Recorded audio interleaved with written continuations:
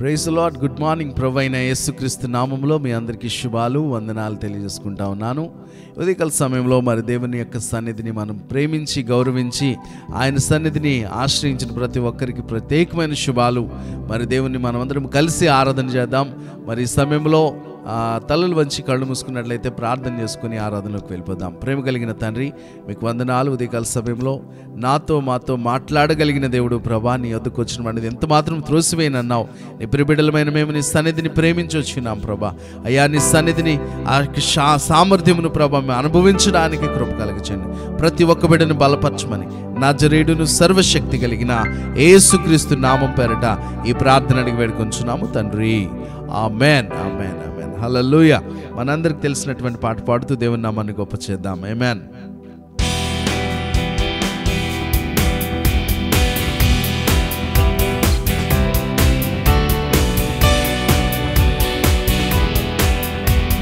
స్తోత్రం చెల్లింతుము, స్తుతి స్తోత్రం చెల్లింతుము, స్తోత్రం చెల్లింతుము, స్తుతి స్తోత్రం చెల్లింతుము. యేసునాథుని మేలను తలంచి, యేసునాథుని మేలను తలంచి స్తోత్రం చెల్లింతుము, స్తుతి స్తోత్రం చెల్లింతుము, స్తోత్రం చెల్లింతుము, స్తుతి స్తోత్రం చెల్లింతుము. దీవారాత్రములు కంటి పాపవలే కాచి, దీవారాత్రములు కంటి పాపవలే కాచి, దయగల హస్తముతో బ్రోచి నడిపించితివే, దయగల హస్తముతో బ్రోచి నడిపించితివే. స్తోత్రం చెల్లింతుము, స్తుతి స్తోత్రం చెల్లింతుము, స్తోత్రం చెల్లింతుము, స్తుతి స్తోత్రం చెల్లింతుము. యేసునాథుని మేలను తలంచి, యేసునాథుని మేలను తలంచి స్తోత్రం చెల్లింతుము, స్తోత్రం చెల్లింతుము. గాఢాంధకారములో కన్నీటిలో ఎలలో, గాఢాంధకారములో కన్నీటిలో ఎలలో కృషించిపోనియక కృపలతో బలపరచితివే, కృషించిపోనియక కృపలతో బలపరచితివే. స్తోత్రం చెల్లింతుము, స్తుతి స్తోత్రం చెల్లింతుము. యేసునాథుని మేలను తలంచి, యేసునాథుని మేలను తలంచి స్తోత్రం చెల్లింతుము, స్తుతి స్తోత్రం చెల్లింతుము. సజీవయాగముగా మా శరీరము సమర్పించి, సజీవయాగముగా మా శరీరము సమర్పించి సంపూర్ణ సిద్ధి నొందా శుద్ధాత్మను నొసగితివే, సంపూర్ణ సిద్ధి నొందా శుద్ధాత్మను నొసగితివే. స్తోత్రం చెల్లింతుము, స్తుతి స్తోత్రం చెల్లింతుము. యేసునాథుని మేలను, యేసునాథుని మేలను తలంచి స్తోత్రం చెల్లింతుము, స్తుతి స్తోత్రం చెల్లింతుము.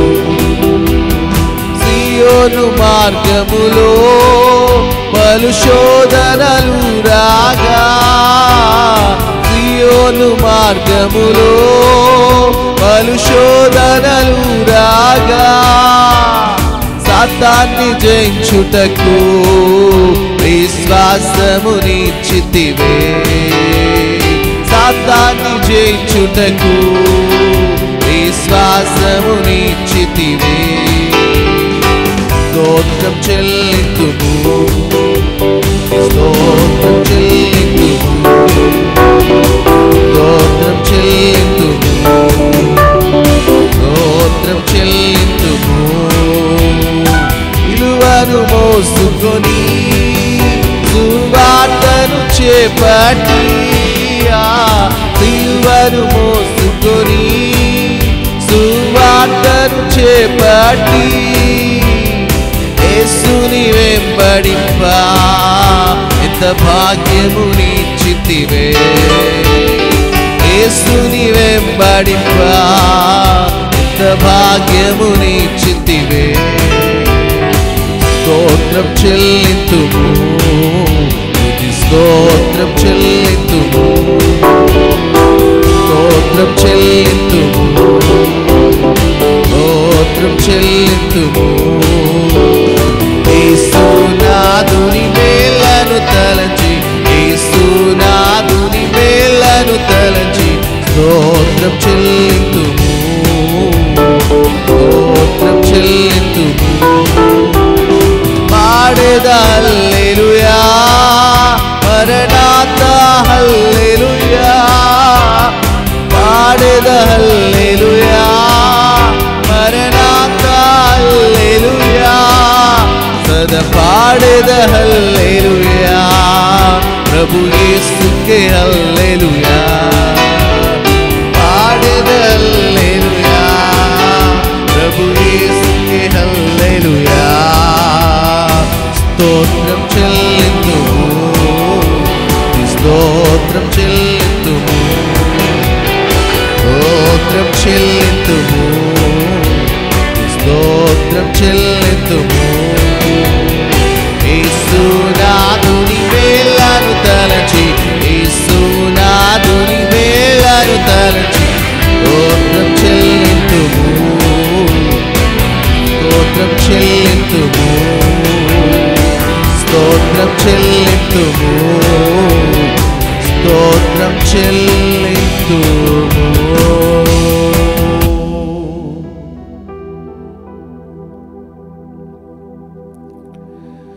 యేసయ్యా యేసయ్యా యేసయ్యా, యేసయ్యా యేసయ్యా యేసయ్యా, శూన్యము నుండి సమస్తము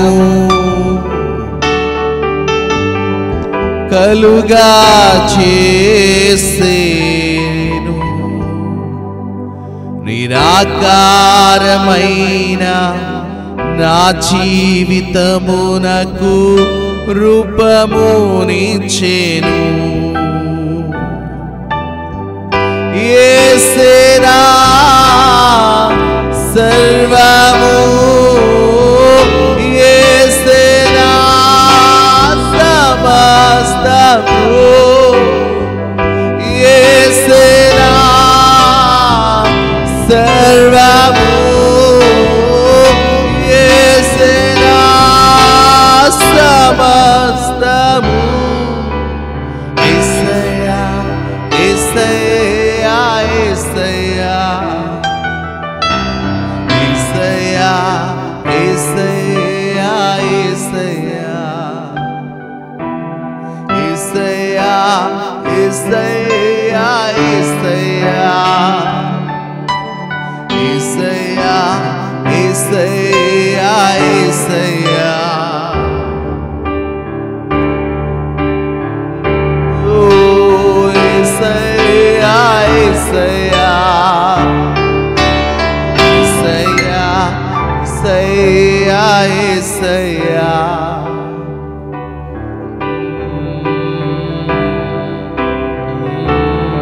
యేసయ్యా యేసయ్యా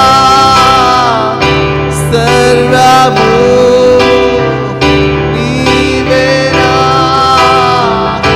సర్వము నీవేనా, సమస్తము.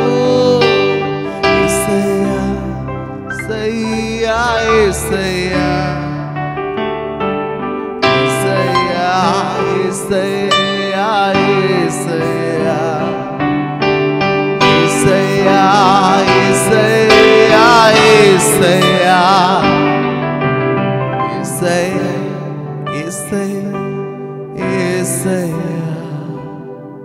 నీ మాట చాలయ్యా, చూపు చాలయ్యా, తోడు చాలయ్యా, నీడ చాలయ్యా, పాట చాలయ్యా, చూపు చాలయ్యా, తోడు చాలయ్యా, నీడ చాలయ్యా. యేసయ్యా యేసయ్యా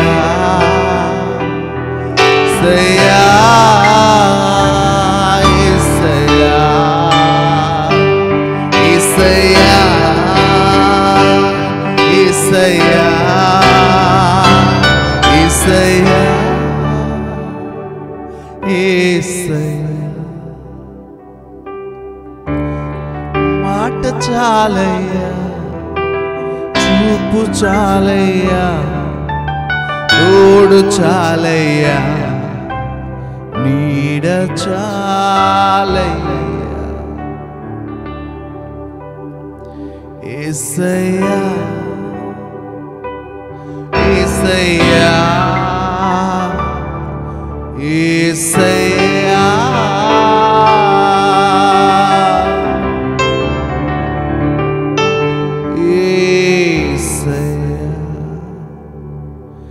తండ్రి, మీకు వందనాలు. ఉదయకాల సమయం ఈ సన్నిధి కొరకు మీకు వందనాలు. సమస్త మహిమ ఘనత ప్రభావములు మీ నామమునకు ఆరోపించుకుంటూ నజరేయుడును సర్వశక్తి కలిగిన యేసుక్రీస్తు నామం పేరిట ఈ ప్రార్థన అడిగి వేడుకొంచున్నాము తండ్రి. ఆమేన్ ఆమేన్ ఆమేన్ ఆమేన్. హల్లెలూయా. దేవుని నామానికి మహిమ కలుగును గాక. ఆమేన్.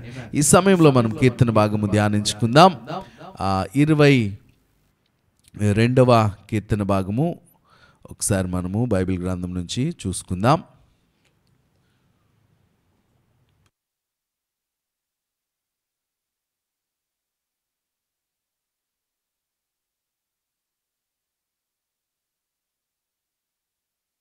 రెండవ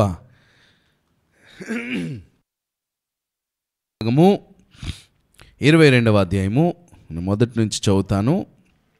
ఇందులోంచి దేవుని యొక్క మాటను మనం ధ్యానించుకుందాం. ఒకసారి మీ బైబిల్లో చూసినట్లయితే కీర్తన భాగము 22వ అధ్యాయంలో ఈ విధంగా రాయబడి ఉంది. మనం ధ్యానించుకుందాం. నా దేవా నా దేవా, నీవు నన్నేల విడనాడితివి, నన్ను రక్షింపక నా ఆర్తధ్వని వెనుక నీవేళ దూరముగా ఉన్నావు. నా దేవా, పగలు నేను మొర్రపెట్టుచున్నాను, రాత్రి వేళను నేను మౌనముగా ఉండటలేదు. అయినను నీవు నాకు ఉత్తరం ఇవ్వకున్నావు.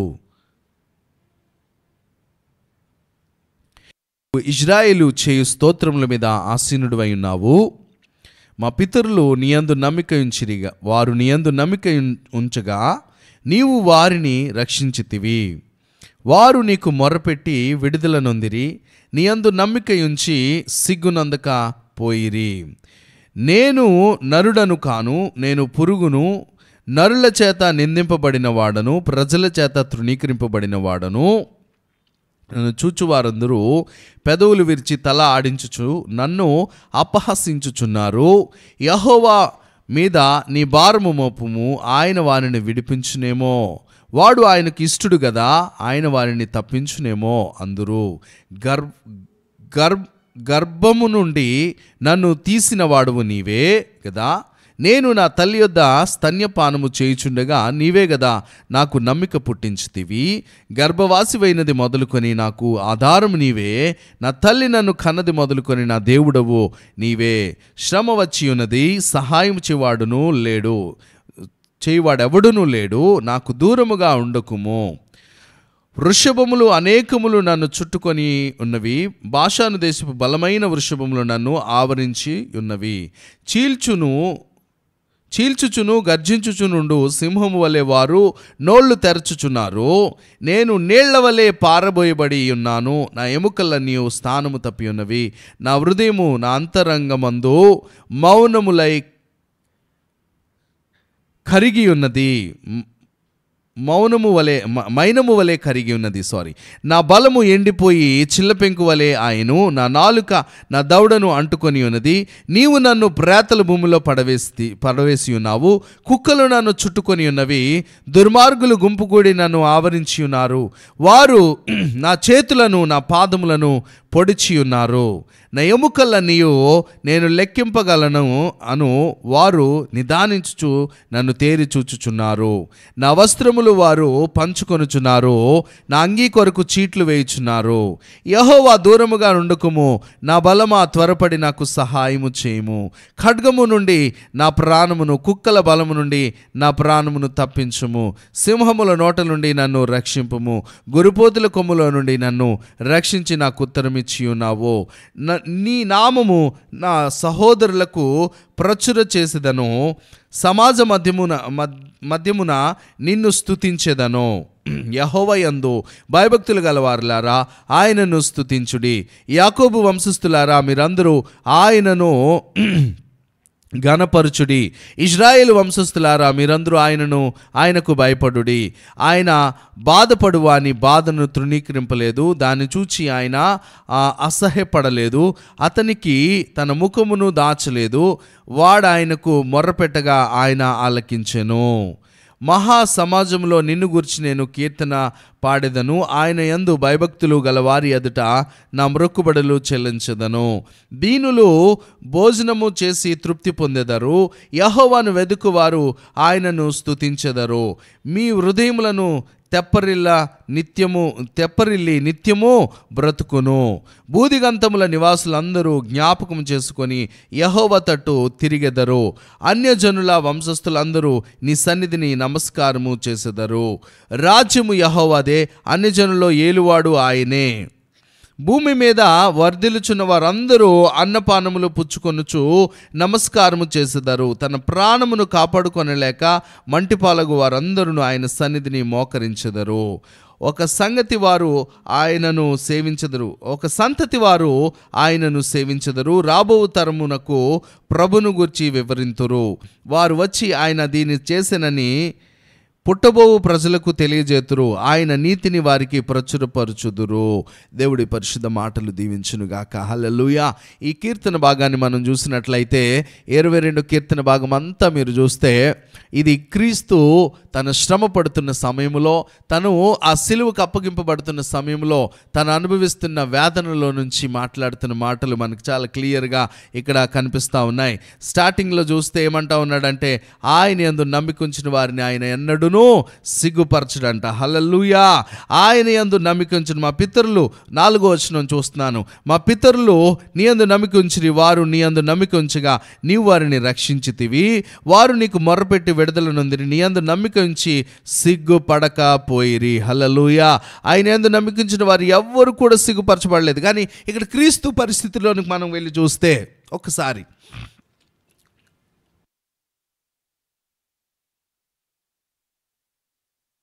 మనము క్రీస్తుని తనకున్న ఆ యొక్క పరిస్థితిలోంచి మనం చూసినట్లయితే ఆయన నమ్మిక ఉంచుతా ఉన్నాడు. తండ్రి నన్ను కాపాడు, నన్ను విడిపించు, నన్ను తప్పించమని ప్రాధేయపడతా ఉన్నాడు. కానీ ఇక్కడ పరిస్థితి ఎలా ఉంది తెలిసినా, విడిపించబడలేని పరిస్థితి.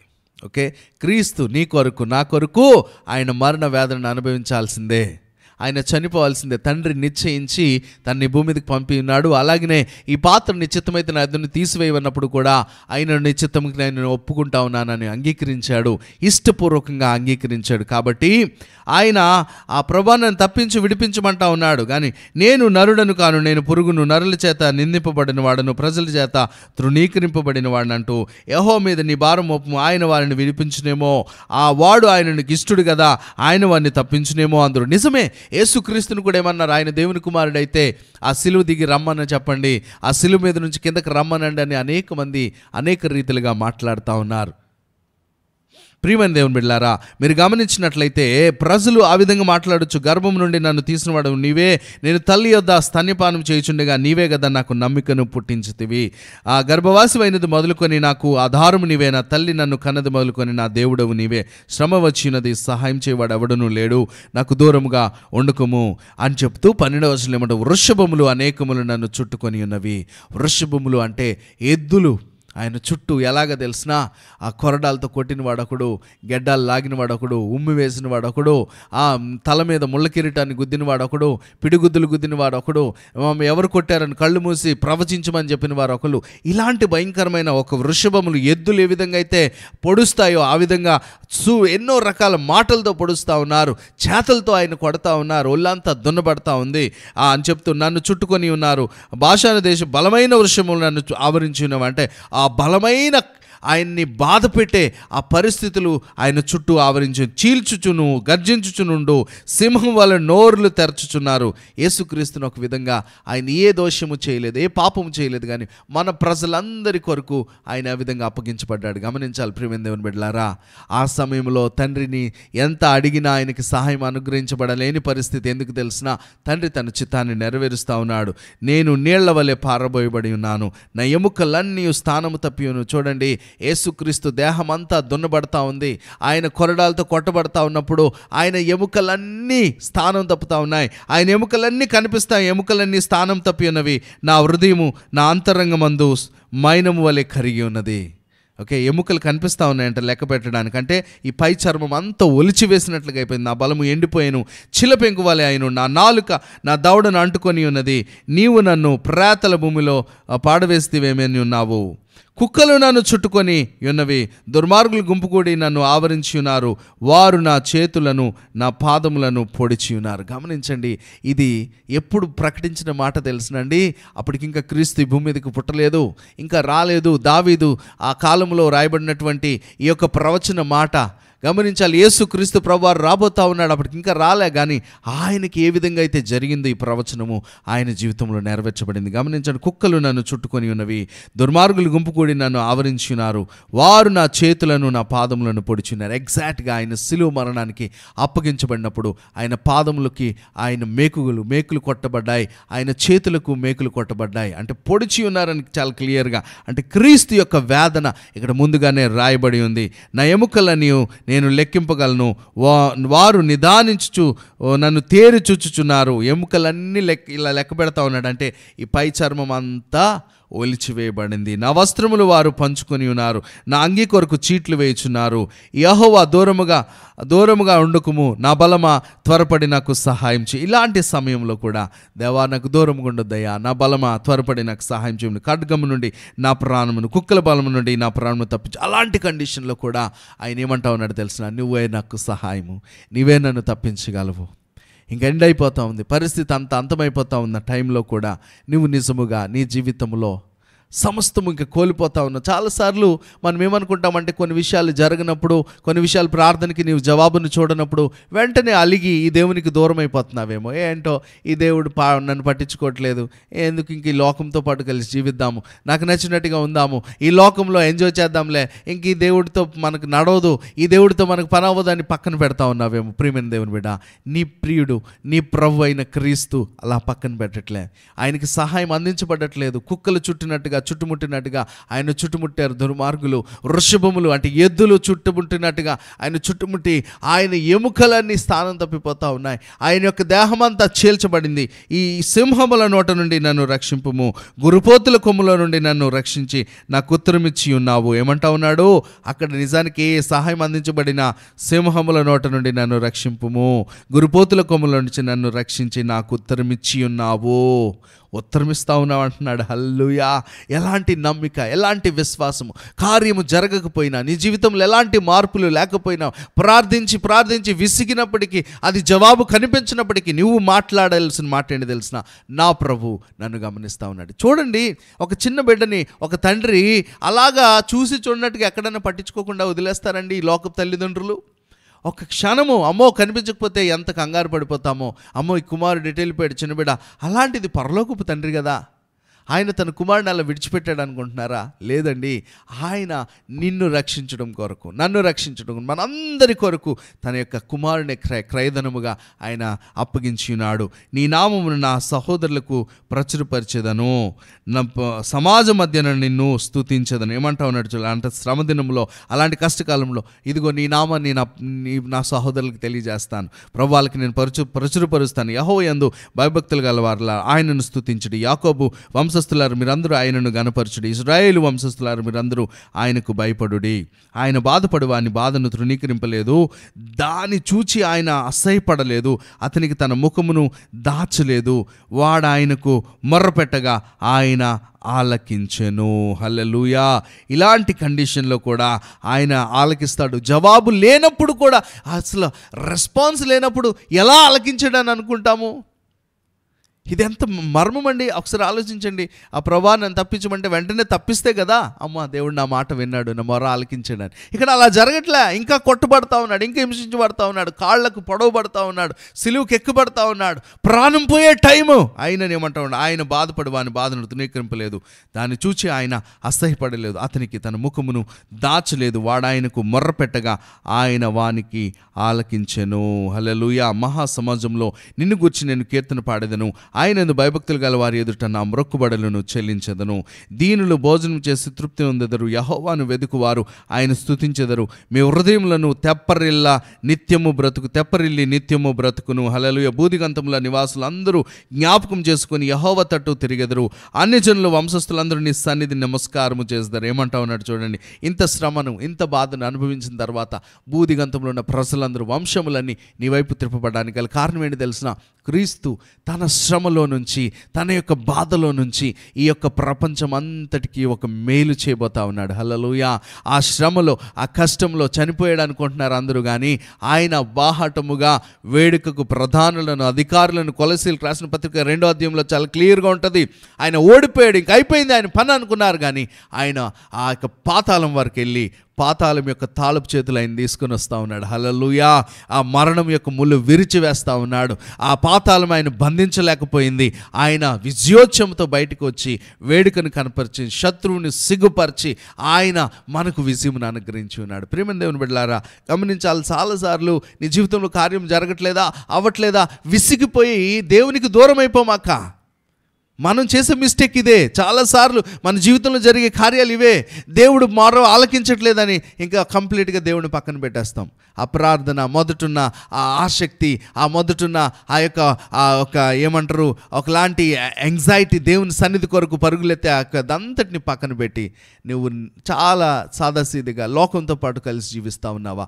దేవుడు నీతోనే మాట్లాడుతున్నాడు. నీ శ్రమలో, నీ కష్టములు దేవుడు నేను పట్టించుకోవట్లేదు, చూడట్లేదు అనుకోవద్దు. కార్యం జరగట్లేదు కదా బ్రదర్, ఎలాగా అంటే కార్యము జరగకపోయినా నీ దేవుడు చూస్తూ ఊరుకునేవాడు కాదు. కొంత సమయాన్ని వేస్తూ ఉన్నాడు. యేసుక్రీస్తు కూడా సమయం ఇచ్చాడు అని అన్ని నామముల కన్నా పైనామంగా ఆయన నామాన్ని హెచ్చించాడు. హల్లెలూయా. ఆయన ద్వారానే ఈ ప్రపంచానికి మోక్షము. అందుకని నేనే మార్గము, సత్యము, జీవము అన్నట్టుగా ఆయన మార్గం, ఆయన సత్యం, ఆయన జీవము ఎలా అయ్యాడండి? ఆయన క్రయధనముగా తనకు తాను సమర్పించుకున్నాడు. హల్లెలూయా. రాజ్యం యెహోవాదే, అన్ని జనుల్లో ఏలువాడు ఆయనే. భూమి మీద వర్ధిల్లుచున్న వారందరూ అన్నపానములు పుచ్చుకొనుచు నమస్కారం చేస్తారు. తన ప్రాణమును కాపాడుకొనలేక మంటిపాలకు వారందరూ ఆయన సన్నిధిని మోకరించెదరు. ఒక సంతతి వారు ఆయనను సేవించెదరు. రాబో తరమునకు ప్రభువును గురించి వివరింతురు. హల్లెలూయా. వారు వచ్చి ఆయన దీన్ని చేసినట్లు పుట్టబో ప్రజలకు తెలియజేతురు.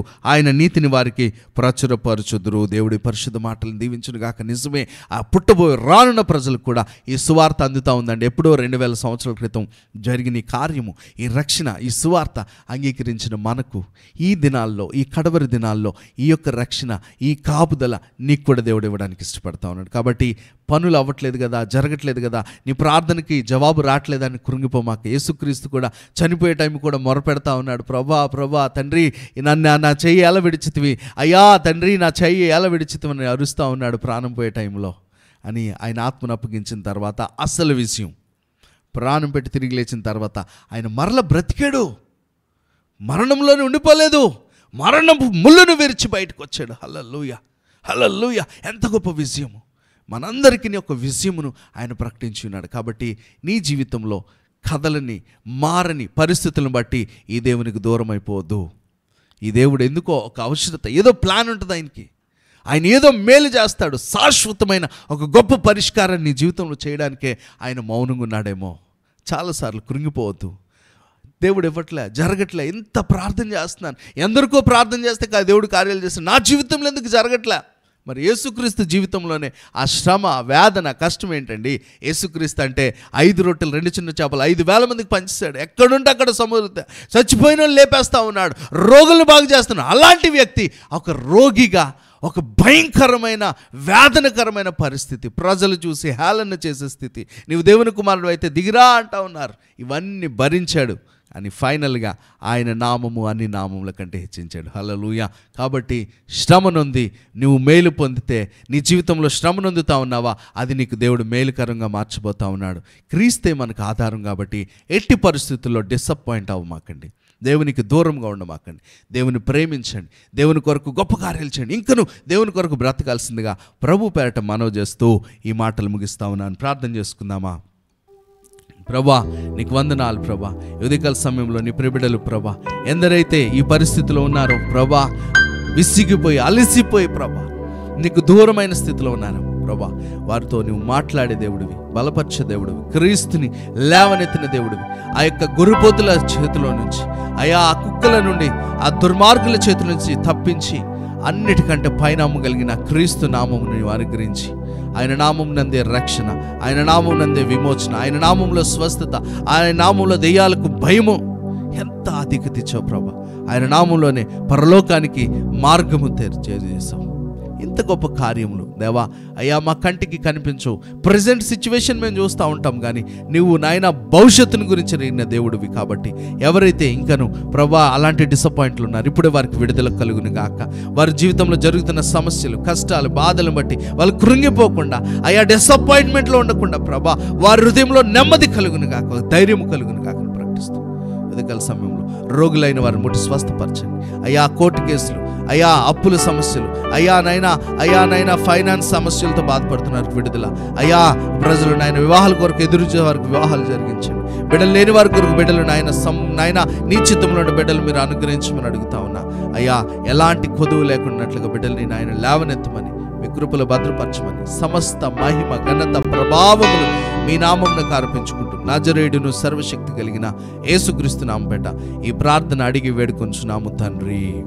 ఆమేన్, ఆమేన్. మన తండ్రి అయిన దేవుని ప్రేమ, కుమారుడైన యేసుక్రీస్తు వారి కృప, పరిశుద్ధాత్మ దేవుని అన్యోన్య సహవాసం కాపుదలు ఈ మాటలు వింటున్న ప్రతి ఒక్కరికి సకల పరిశుద్ధులకు సదాకాలము తోడైండి నడిపించును గాక. Amen, amen, amen. God bless you. దేవుడు మనల్ని దీవించును గాక. రేపు ఇదే సమయానికి మరలా కలుద్దాం. అంతవరకు దేవుడు తన రెక్కల చాటులో మనం భద్రపరిచి కాపాడును గాక. ఆమేన్. God bless you.